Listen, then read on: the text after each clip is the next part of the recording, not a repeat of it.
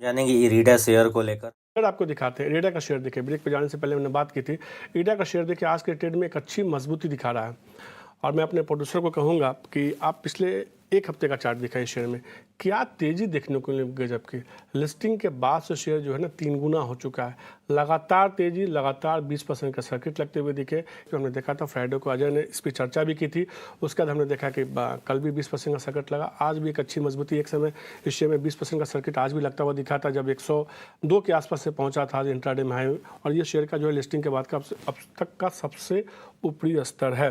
तो लिस्टिंग से अब तक ये शेयर 2 गुना से ज़्यादा हो गया। अब सवाल ये है कि क्या इस लेवल पे इस शेयर को खरीदना चाहिए, सवाल ये है कि इस लेवल पे शेयर को होल्ड करना चाहिए, और उससे भी बड़ा सवाल ये है कि क्या इस लेवल पे शेयर में एक बार के लिए मुनाफा वसूली कर लेनी चाहिए।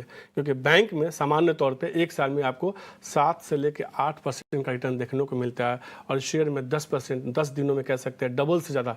जिनको IPO नहीं मिला उनको भी जो है करीब करीब डबल के आसपास का रिटर्न मिलता हुआ दिख रहा है। तो इसको वैल्यूएशन को समझते हैं, और इसके वैल्यूएशन को समझना बेहद अहम है, क्योंकि ये शेयर जो है काफ़ी रिटेल निवेशकों के पोर्टफोलियो में है। और क्या वैल्यूएशन है, लिस्टिंग के बाद इतनी बड़ी तेजी क्यों देखने को मिली, इन तमाम मुद्दों पर चर्चा करने के लिए हमारे साथ मेरे सहयोगी अशेषा जुड़ चुकी हैं।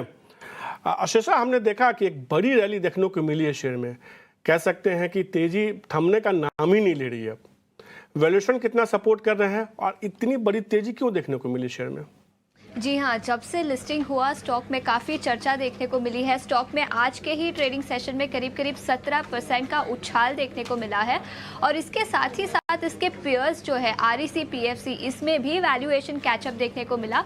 तो जब से IREDA लिस्ट हुआ है तब से PFC और REC इन दोनों शेयरों में भी काफ़ी उछाल देखने को मिला है। सबसे पहले रीसेंट डेवलपमेंट्स की बात करते हैं तो कंपनी ने अब रिटेल सेगमेंट में फोरे किया है। याद रखें, कंपनी हमेशा से ही रिटेल सेगमेंट में थी, थोड़ा रेवेन्यू इस सेगमेंट से आता था, लेकिन अब कंपनी ने अलग से एक रिटेल डिवीजन बनाया है। इसके अंतर्गत अब कंपनी PM कुसुम योजना के अंतर्गत भी लोन्स देगी। कंपनी ने अलग B2C सेगमेंट भी क्रिएट किया है। 5 दिसंबर से ये सेगमेंट ऑपरेशनल हुआ है। तो रिटेल डिवीजन बनाया गया है, जो एक बड़ा ट्रिगर है स्टॉक के लिए। इसके साथ ही साथ नवरत्न स्टेटस भी मिल सकता है कंपनी को।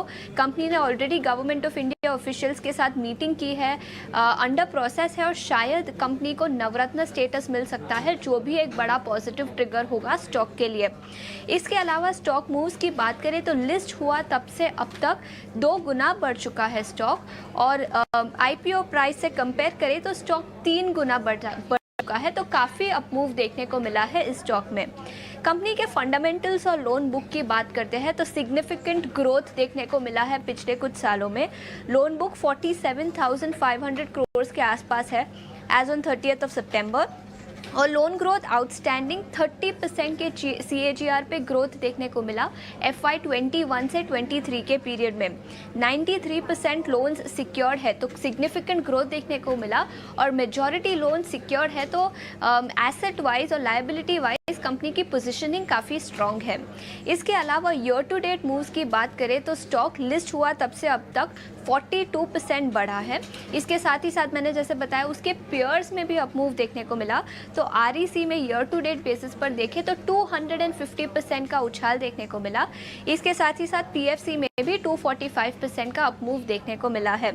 वैल्यूएशंस की बात करें तो REC 1.44 times 1 year forward price to book पे ट्रेड करता है, PFC 1.41 टाइम्स, और अभी IREDA थोड़ा सा एक्सपेंसिव हो गया है, रन अप देखने को मिला, जिसके चलते अब वैल्यूएशंस थोड़े से एक्सपेंसिव नजर आ रहे हैं 2.2 टाइम्स पे। तो ऑल इन ऑल फंडामेंटल्स काफ़ी स्ट्रॉन्ग है, एसेट क्वालिटी काफ़ी अच्छी है, ग्रोथ काफ़ी अच्छा देखने को मिला है लोन ग्रोथ में, और इसी के चलते स्टॉक में भी उछाल देखने को मिला। बिल्कुल निश्चित रूप से, और कहीं ना कहीं फंडामेंटल्स काफ़ी अच्छे हैं, इसी वजह से हमने देखा शेयर में तेजी देखने को मिली। लेकिन वैल्यूएशन वाइज थोड़ा सा महंगा हो गया।